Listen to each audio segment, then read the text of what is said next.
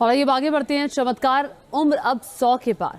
जी हाँ, बात लैब में अमरता की अभिलाषा को साकार करने की कोशिशों की। दुनिया में शायद ही कोई ये चाहेगा कि उसकी उम्र तेजी से बढ़े और वो जल्दी बूढ़ा हो जाए। लेकिन सवाल है कि क्या बुढ़ापे को मात दी जा सकती है? क्या वैज्ञानिक ऐसा कोई चमत्कार कर सकते हैं कि इंसान की उम्र थम जाए? भले ये बात कल्पना आपको लगे, लेकिन चीन के एक वैज्ञानिक ने दावा किया है कि उन्होंने एक ऐसी खोज की है जिससे इंसान की बढ़ती हुई उम्र को रोका जा सकता है।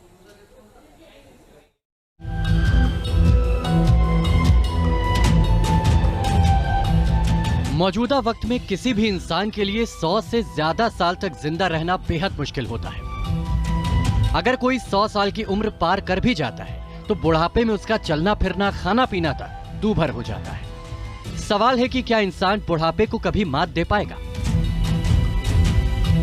क्या इंसान की उम्र का बढ़ना किसी तरह से भी पलटा जा सकता है? क्या इंसान 150 साल से ज्यादा उम्र तक जिंदा रहेगा? इंसानों में और भी ज्यादा जीने की चाहत हमेशा से रही है। बुढ़ापे की अवस्था में कोई भी इंसान प्रवेश करना ही नहीं चाहता। यही वजह है कि दीर्घायु बनने की इंसानों की अभिलाषा को अब लैब में पूरा करने की योजना बनाई जा रही है। और लैब में इंसानों के अमर होने का फॉर्मूला तैयार कर रहे हैं चीन के वैज्ञानिक हे जियानकुई। चीनी वैज्ञानिक हे जियानकुई ने दावा किया है कि उन्होंने एक ऐसी खोज की है जिससे इंसान की बढ़ती हुई उम्र को रोका जा सकता है। इंसान को बूढ़ा होने से बचाया जा सकता है। वैज्ञानिक हे जियानकुई ने बुढ़ापे को रोकने के लिए मानव भ्रूण में जीन संशोधन का प्रस्ताव रखा है। उनका मानना है कि जीन म्यूटेशन से चीन की बढ़ती बूढ़ी आबादी की समस्या से निपटा जा सकता है।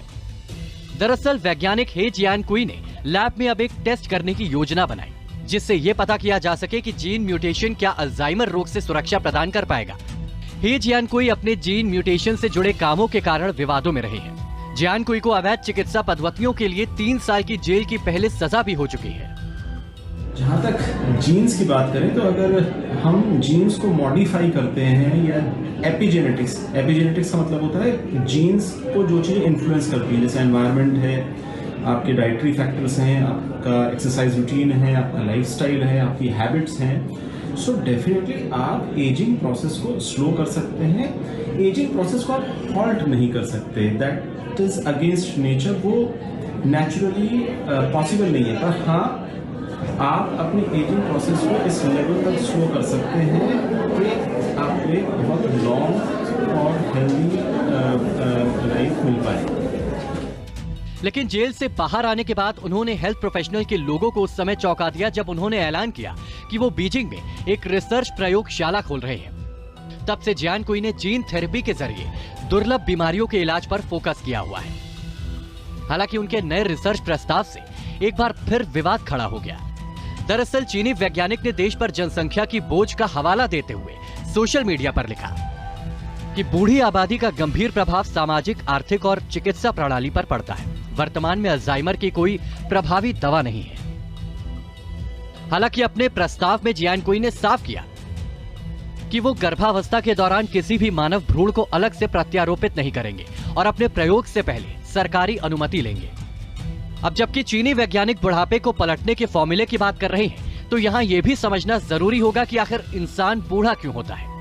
क्रोमोसोम में मौजूद डीएनए की पूंछ को टेलोमीर कहते हैं और इस टेलोमीर के छोटा होते जाने से इंसान बूढ़ा होता जाता है।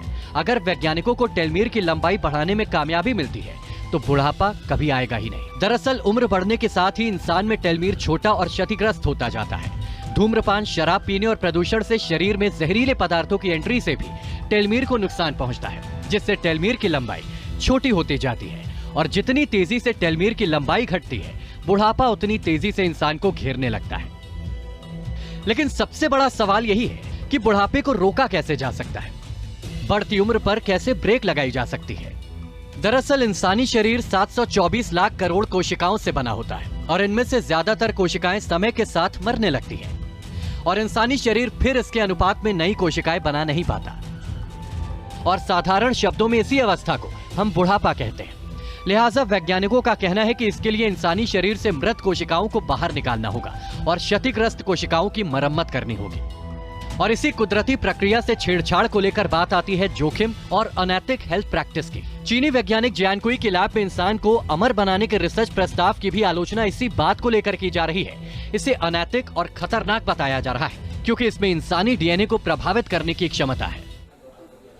और देखिए, रिवर्स एजिंग यानी कि बुढ़ापे को रोकना अब कल्पना की दुनिया से बाहर निकलकर रिसर्च लैब का हिस्सा बन चुकी है, क्योंकि इजराइल के जेनेटिक इंजीनियर्स ने दावा किया है कि बस और 22 साल के बाद यानी साल 2045 तक मौत अनिवार्य सत्य नहीं बल्कि इंसान के लिए एक विकल्प होगी।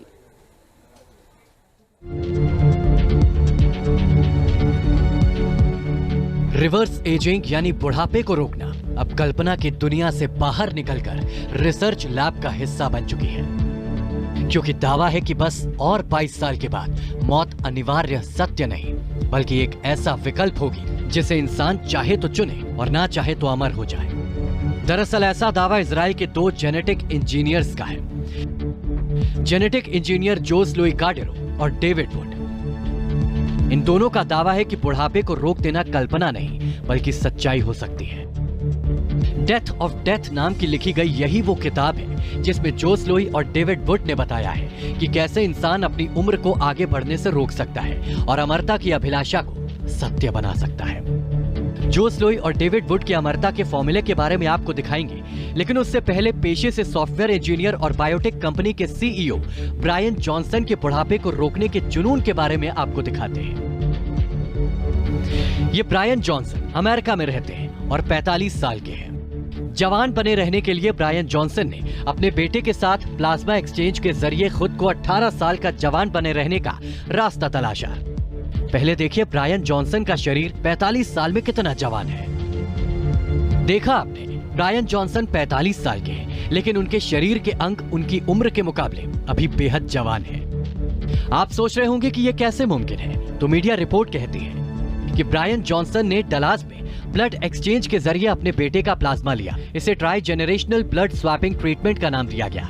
ब्रायन इससे पहले भी जवान लोगों से प्लाज्मा ले चुके हैं। खून बदलने की इस तकनीक की चर्चा दुनिया भर में। ब्रायन ने अपने इंस्टाग्राम पर इसकी फोटो जारी की और अपने पिता और अपने बेटे के साथ इस पूरे प्रोसेस का वीडियो यूट्यूब पर शेयर किया।